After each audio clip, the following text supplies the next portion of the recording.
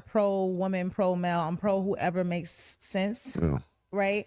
I think when we get into this is perpetuating the exact thing that we're speaking about, the division, because we're looking to assign blame instead of just recognizing that we're on two sides of the same experience. Most definitely. I think your only thing that I would say, in addition to what you asked Ra about the Black man specifically, is I do think that there's a level of resilience that a Black man has to have that no other man on this earth has to have. And then they come into their household, they don't know how to strip that armor down. So the same type of aggression and everything that they use to face the world, they bring into the household. So And that's the main thing men have always said.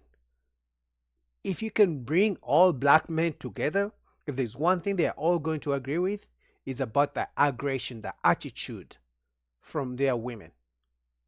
Even men who are still married today, there's one thing they're going to complain about is their women having attitude, being aggressive towards them. That's the main thing.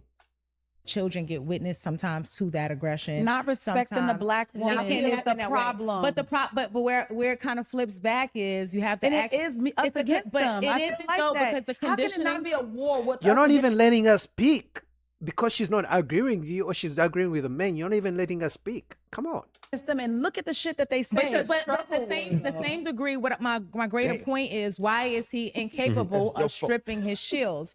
There's a lack of vulnerability, right? And we got to be clear on that. Vulnerable means that I'm susceptible to attack, but your partners and your household, your family is not supposed to be your attacker. Right. You know what I'm saying? So you're not supposed to feel like you can't be compelled to open that side of you up. So you got a lot of you men who go two ways about it. Some of y'all take it to the gym and pump iron and hit those sports and and some of them go do dumb right? So that takes them off the streets either by way of getting killed or putting them into the incarceration system, or better yet, the federal correction system. For sure. Instead of rehabilitation, which is what our community really needs. Cash, but peel another layer back before 1 second. I'm sorry, because I'm feeling your team with this one. Peel another layer back.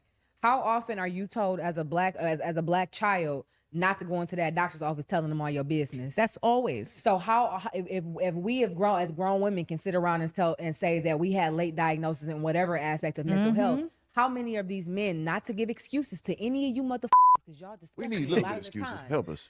How many of these men are sitting around undiagnosed? A lot of them. 2-3 generations in undiagnosed, don't necessarily know how to emotionally regulate, know how to process what they're going through, know how to verbalize what they're going through. These are the same people that's told, don't cry, big boys don't cry. Facts. Shut up. Shut up before I give you something to cry about.